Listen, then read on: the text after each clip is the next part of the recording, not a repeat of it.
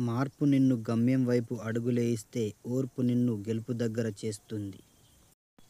మనం బాగుపడితే మొదట ఓర్వలేనివారు మన రక్త సంబంధికులే. మనం కష్టాల్లో ఉంటే మొదట సంతోషపడేవారు మన రక్త సంబంధికులే. వినడానికి కడువుగా ఉన్న ఇదే నిజం, నిత్య సత్యం.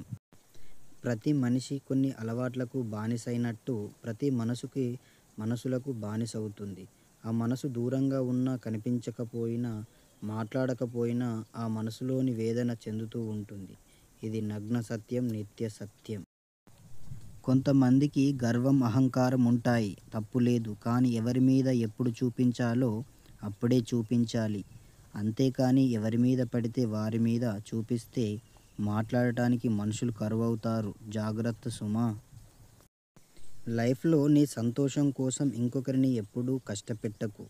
అలాగే ఇంకొకరు చేసిన తప్పుకి నీ సంతోషాన్ని వదులుకోకు. స్వచ్ఛమైన చిరునవ్వు, అంతులేని ఆనందం కాగితపు పడవలతోనే వెళ్ళిపోయాయి.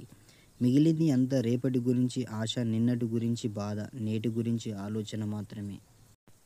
కారు ఉంటేనే డ్రైవింగ్లో పర్ఫెక్ట్ అవుతాం. కష్టాలు ఉంటేనే జీవితంలో పర్ఫెక్ట్ అవుతాం. లోకంలో అన్నిటికన్నా సులువైన పని నమ్మకాన్ని కోల్పోవడం. అన్నిటికన్నా కష్టమైన పని నమ్మకాన్ని నిలబెట్టుకోవడం. వీటన్నిటికన్నా కఠినమైనది ఆ నమ్మకాన్ని కాపాడుకోవడం. క్షమించడం నేర్చుకోండి. ఎందుకంటే దానికంటే విలువైనది ఏదీ లేదు. అందుకే తప్పు చేసినప్పుడు భగవంతుడిని మనం కోరుకునేది కూడా క్షమించమని అడుగుతాం కదా, అది కూడా ఇదే.